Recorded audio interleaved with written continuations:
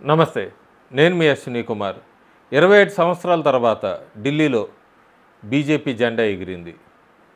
10 సంవత్సరాల తర్వాత ఆమ్ ఆద్మీ పార్టీని తట్టుకొని నిలబడి బీజేపీ జెండా ఎగిరేసింది.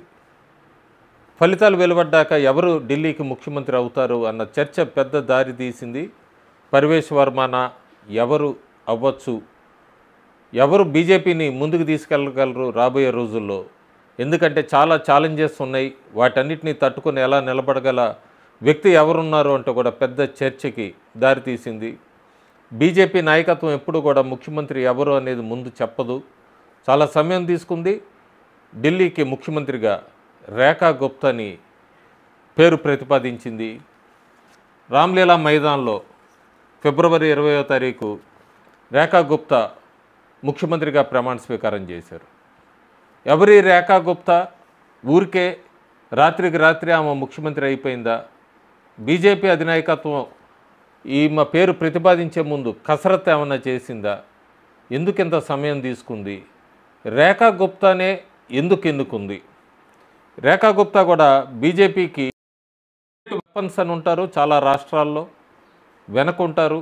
పేరు ఎప్పుడూ కూడా సోషల్ మీడియాల్లో, ఫేస్బుక్లో పెద్దగా ట్రెండ్ అవ్వవు, ఎందుకంటే వాళ్ళు పబ్లిసిటీ చేసుకునే వ్యక్తులు కాదు, వెనక నుంచి పార్టీ కోసం కష్టపడే వ్యక్తులు. అందులో రేఖా గుప్తా ముందుంటారు. ఢిల్లీ బీజేపీ సర్కిల్ లీడర్స్లో కూడా దాదాపు 10 సంవత్సరాల Aam Aadmi party రూలింగ్కి end point పెట్టిన వాళ్ళలో రేఖా గుప్తా వెనకుండి సాధించింది ఎన్నో ఉన్నాయి. ఢిల్లీ యూనివర్సిటీ స్టూడెంట్ లీడర్గా అక్కడ మొదలయ్యి 25 సంవత్సరాలు తర్వాత ఆమెకి ఢిల్లీ ముఖ్యమంత్రి పదవి వచ్చిందంటే దీని వెనక చాలా తెలియని కథలు ఉన్నాయి, కథనాలు ఉన్నాయి. ఆమె నందిఘర్ విలేజ్ అని హర్యానా రాష్ట్రంలో జన్మించారు. 2 సంవత్సరాల వయసులోనే ఆమె ఢిల్లీకి రావాల్సి వచ్చింది, ఎందుకంటే వాళ్ళ తండ్రి ఎస్బీఐలో ఒక క్లర్క్గా పనిచేసేవారు. ఉద్యోగరీత్యా ఆయనకి ఢిల్లీ ట్రాన్స్ఫర్ అవడంతో ఈమె కూడా ఢిల్లీకి రావాల్సి వచ్చింది. అక్కడ ఢిల్లీకి వచ్చాక ఆమె ప్రయాణం నెమ్మదిగా ఏబీవీపీ స్టూడెంట్స్ లీడర్గా, తర్వాత డియూఎస్ ఢిల్లీ యూనియన్ స్టూడెంట్స్కి ప్రెసిడెంట్గా చేసింది. ఆ తర్వాత బీజేపీ స్ట్రాటజిస్ట్గా చేసింది. ఆ తర్వాత ముఖ్యమంత్రి అయింది. ఇప్పటికీ కూడా ఆవిడ ఫ్లూయెంట్గా హర్యానా మాట్లాడగలదు. గాంవ్కి బేటీ అనేది ఒక నెరేటివే మొత్తం గేమ్ చేంజర్ అయింది అనటానికి మనం ఒప్పుకొని తీరాల్సిందే. స్టూడెంట్ ఉన్నప్పుడు కూడా 1989లోనే ఆమె ఢిల్లీ యూనివర్సిటీ జనరల్ సెక్రటరీగా ఎన్నికైంది. 24/7 24/7 లైబ్రరీస్కి యాక్సెస్ ఉండాలంటూ కూడా ఆమె చేసిన పోరాటం, అప్పుడు జనరల్ సెక్రటరీగా ఆమె విజయం సాధించటానికి ఈ పోరాటమే ఆమెకి ముందు నడిపించింది. 1991లో కూడా ఢిల్లీ యూనివర్సిటీ ప్రెసిడెంట్గా రికార్డు మెజార్టీతో ఓట్స్తో గెలిచింది ఆవిడ. ఆ తర్వాత మిడ్ నైట్ మీటింగ్స్ పెట్టేది రిక్షా డ్రైవర్స్తో, యూనియన్స్తో, వీళ్ళందరితో. ఆ యూనివర్సిటీస్ అంతా కూడా మహిళ గర్ల్స్కి వీళ్ళందరికీ కూడా సేఫ్టీ మెజర్స్ ఎట్లా, ఆటో వాళ్ళు ఎట్లా తీసుకురావాలి, ఎట్లా వెళ్ళాలి, వాళ్ళని ఎలా కాపాడాలి అంటూ మిడ్ నైట్ మీటింగ్స్ కూడా నిర్వహించేది ఆమె. డే 1 నుంచే కూడా ఆమె ప్రెసిడెంట్గా ఎన్నికైనప్పటి నుంచే మహిళల భద్రత మీద ఎక్కువ ఫోకస్ పెట్టేది. తర్వాత ఈ అందరికీ తెలియని విషయం, ఈ 20 సంవత్సరాల నుంచే కూడా ఆవిడ బీజేపీకి ఎట్లా బ్యాక్ బోన్గా ఒక డార్క్ హార్స్ కింద ఎట్లా పనిచేసింది ఏమిటి అనేది. బేటీ బచావో అని క్యాంపెయిన్ తర్వాత ప్రధానమంత్రి నరేంద్ర మోడీ తీసుకొచ్చినప్పుడు ఆమె స్లమ్స్లో బాగా ఈ క్యాంపెయిన్ చేసింది, బేటీ బచావో అనే క్యాంపెయిన్ని. ఈ ఆర్ఏడబ్ల్యూ అంటే రెసిడెంట్ వెల్ఫేర్ అసోసియేషన్, ఆర్డబ్ల్యూఎస్, వీళ్ళంతా పాష్ కాలనీస్లో ఇలాంటి వెల్ఫేర్ అసోసియేషన్లన్నీ కూడా మొబిలైజ్ చేస్తూ తన పనులు తను చేసుకుంటూ వెళ్ళింది. ఎప్పుడూ ఖాళీగా కూర్చోలేదు రేఖా గుప్తా. 1200 మంది ఉమెన్ పార్టీ వర్కర్స్ అందరినీ ట్రైన్ చేసింది. ఆమె చాలామంది ముద్దుగా ఢిల్లీ దీదీ అని పిలుచుకుంటారు. డోర్ టు డోర్ క్యాంపెయిన్ చేసుకుంటూ మొదలుపెట్టింది 2003 నుంచే. 2025లో అయితే పెద్ద షాక్ అనే చెప్పచ్చు. షాలిమార్ బాగ్ నుంచి ఆమె చాలా గొప్ప విజయం సాధించింది. 2015లో ఆమ్ ఆద్మీ పార్టీకి స్ట్రాంగ్ హోల్డ్ అక్కడ ఉన్నదాన్ని, అప్పటి నుంచి ఉన్న షాలిమార్ బాగ్ని 29,000 పై చిలుకు ఓట్ల మెజారిటీతో ఆమె షాలిమార్ బాగ్లో ఆమ్ ఆద్మీ పార్టీ అభ్యర్థిని ఓడించింది. అంతేకాకుండా 47 మొహల్లా సంవాద్ అంటాము, వాటన్నిటినీ ఇట్లా టెంట్స్, చిన్న చిన్న టెంట్స్ ఇవన్నీ వేసుకొని ఆమె ఎన్నికల ప్రచారం మిడ్నైట్ వరకు నిర్వహించింది. 4 గంటల వరకు కూడా క్వశ్చన్ అండ్ ఆన్సర్స్కి రోజు 4 గంటలు ఓటర్లు అడిగిన ప్రశ్నలకి సమాధానం చెప్తూ ఉంటుంది. అందుకే ఓటర్లు అందరూ కూడా 6 నెలల ముందు నుంచే ఆవిడకి మా సమస్య అర్థమైంది, మంచినీటి ప్రాబ్లం ఇదంతా కూడా ఆవిడ అర్థం చేసుకోగలిగిందని ఢిల్లీ ఓటర్స్, మహిళా ఓటర్స్ ముఖ్యంగా ఆమె గురించి చెప్తూ ఉంటారు. ఈమెలో ఇంకొక తెలియని కోణం కూడా ఉంది. ఈమెకి పెద్ద టాలెంట్, హిడెన్ టాలెంట్ అని చెప్పచ్చు మనం. హిందుస్థానీ క్లాసికల్ సింగర్ కూడా ఆవిడ. ఇప్పటికీ రియాజ్ చేస్తూ ఉంటుంది మార్నింగ్ 5ంటికి. అంతేకాకుండా సూర్ సంగమంలో 2022లో పర్ఫామ్ చేసింది. ఆమెకు వచ్చే జీతంలో 20% శాలరీ గురు శిష్య పరంపర్ స్కూల్స్కి డొనేట్ చేస్తూ ఉంటుంది. ఆమె చెప్తూ ఉంటుంది, మ్యూజిక్ అనేది నా సంజయ్ ధర్మ అంటూ కూడా ఇండియా టుడేతో మాట్లాడుతూ రేఖా గుప్తా చెప్పారు. ఆమెకి ప్రకృతి అంటే చాలా ఇష్టము, ఎకో వారియర్ అని చెప్పచ్చు. 2001 నుంచి కూడా 2007 దాకా 18,000 మొక్కలు నాటింది న్యూఢిల్లీలో. అంతేకాకుండా నజాఫర్గర్ డ్రైన్ అనే దాన్ని మాన్యువల్గా మొత్తం అంతా కూడా డీసిల్ట్ చేసింది, జేసీబీల సహాయం ఇవన్నీ లేకుండా.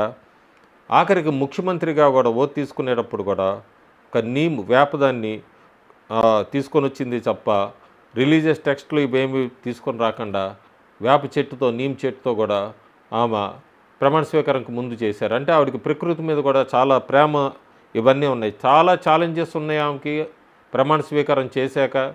అంతకుముందు 3 సార్లు కౌన్సిలర్గా గెలిచిన అనుభవం ఉంది. ఎంసీడీలో మహిళా శిశు సంక్షేమం దీనికి సంబంధించిన డిపార్ట్మెంట్కి సంబంధించింది ఆవిడ చేసినప్పటికీ చాలా ఛాలెంజెస్ ఉన్నాయి ఆమె ముందు. అందులో ముఖ్యంగా ఈ టాక్సిక్ ఎయిర్, ఢిల్లీలో పొల్యూషన్ విపరీతంగా ఉంది. 487 దాటింది ఏక్యూ అంతకుముందే. ఇప్పుడు ఆమె ముందు మొట్టమొదట ఉన్నది ఈ పొల్యూషన్ని, కలిసే ఎయిర్ పొల్యూషన్ ముఖ్యంగా దాన్ని ఎట్లా అనేది ఏంటి ఆలోచించటం. రెండోది ఈ సెంటర్కి, స్టేట్కి సంబంధించిన ఫండ్స్ అంతా కూడా బ్యాలెన్స్ చేయటం, మేనేజ్ చేయటం. అంతేకాకుండా ఆమె 3 ఫార్ములాతో ముందుకెళ్తోంది. 3 ఫార్ములాతోనే ముందుకెళ్తానని చెప్తోంది. Education, environment, equality. ఇంకొక రేఖా గుప్తా మిగతా వాళ్ళకన్నా ఎందుకు తేడా అంటే ఆమె ఏమన్నా ఐఐటి నుంచి వచ్చిన ఆవిడ కాదు, స్టెఫెన్స్ గ్రాండ్ నుంచి వచ్చిన ఆవిడ కాదు. హ్యాండ్లూమ్ శారీస్ వేసుకుంటుంది, కేవలం ఈ వేవర్స్ కలెక్షన్స్ మీద వచ్చిన హ్యాండ్లూమ్ చీరలే కట్టుకుంటుంది ఆవిడ. పెద్ద పెద్ద పట్టు చీరలు, కాస్ట్లీ చీరలు ఏం ధరించదు ఎప్పుడు కూడా, ఆవిడకి అలవాటు లేదు, చాలా సింపుల్గా ఉంటుంది. అంతేకాకుండా దగ్గర మీటింగులు, ర్యాలీలకి కార్లు, కాన్వాయిలు తీయదు, ఆవిడ సైకిల్ తొక్కుంటూ వెళ్ళిపోతుంది. అందుకే ఆవిడ ఒకటే చెప్తుంది, ఆప్కి ఢిల్లీ మేరీ జమ్మేదారి అంది. చాలా పెద్ద హిట్ అయింది కూడా ఈ స్లోగను. అందుకే రేఖా గుప్తా వైపు ఢిల్లీ పెద్దలందరూ కూడా అటువైపు మొగ్గు చూపించారు. ఇక్కడ ఇంకా ఛాలెంజెస్ ఉన్నాయి ఆమెకి. ఈ ఆర్గనైజరు ఈమె ఇండియాలో టఫెస్ట్ జిగ్ అని చెప్పచ్చు. ఢిల్లీ లేయర్స్ అన్నీ ఆమెకు తెలుసు అంటుంది, జుగ్గి టు ఫామ్ హౌస్ దాకా ఇదంతా. ఇప్పటిదాకా ఆమ్ ఆద్మీ పార్టీ చేసిన ఈ 10 సంవత్సరాల్లో ఈ కరప్షన్ని ఇవన్నీ కూడా ఆమె మొత్తం అంతా రూపుమాపాలి. అంతేకాకుండా బీజేపీని ఢిల్లీలో గట్టిగా పునాదులు వేయించాలి. ఢిల్లీ పాలిటిక్స్ అయితే ఇప్పుడే మొదలైనాయని చెప్పచ్చు మనం క్లియర్గా. మొత్తం మీద చూసుకుంటే రేఖా గుప్తా బీజేపీ అర్బన్ నారీ శక్తి అని చెప్పచ్చు, హర్యానీ మిక్స్ గ్రిడ్ అని చెప్పచ్చు, ఢిల్లీ యూనియన్, ఈ స్టూడెంట్స్ యూనియన్కి సంబంధించిన పాలిష్ అని చెప్పచ్చు, గ్రీన్ ఐడియాలిజం ఉన్న వ్యక్తి అని చెప్పచ్చు, బ్యాక్ రూమ్ స్మార్ట్స్ అని చెప్పచ్చు, పొలిటికల్గా ఢిల్లీలో డిస్రప్షన్ అని చెప్పచ్చు. ఈ బీజేపీ నారీ శక్తి అన్నాను. రేఖా గుప్తా ఢిల్లీ సీఎం అయ్యారు, దియా కుమారి రాజస్థాన్ డిప్యూటీ సీఎం, అలాగే ప్రగతి పాండ్యా ఒడిశా డిప్యూటీ సీఎం అయింది. స్ట్రాటజిక్ చాయిస్ అని చెప్పచ్చు బీజేపీ మీద. ఎందుకంటే మొన్న ఎలక్షన్లో కూడా ఆమ్ ఆద్మీ పార్టీ వైపే ఎక్కువ మహిళా ఓటర్లు మొగ్గు చూపారు బీజేపీ కన్నా కూడా. సో అందుకే రేఖా గుప్తా వైపు ఇచ్చారు. రేఖా గుప్తా కూడా ప్రమాణ స్వీకారానికి కొన్ని గంటల ముందే రెండు సెన్సేషన్ స్టేట్మెంట్స్ ఇచ్చారు. ఒకటి, శేష్ మహల్ని మ్యూజియం కింద మారుస్తున్నా అని చెప్పారు. అంతేకాకుండా కరప్షన్కి ఎక్కడ తావివ్వనన్నారు, ప్రతి పైసాకి అకౌంటబిలిటీ అన్నారు.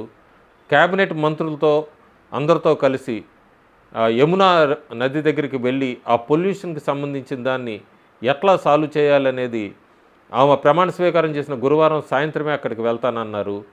ఢిల్లీలో అయితే బీజేపీ రంగంలోకి దిగింది, తన కార్యక్రమం తన మొత్తం అంతా కూడా మొదలుపెట్టింది. రేఖా గుప్తా మహిళా ముఖ్యమంత్రిగా ప్రమాణ స్వీకారం చేసినందుకు ఆమెకు శుభాకాంక్షలు తెలుపుతూ థ్యాంక్ యూ.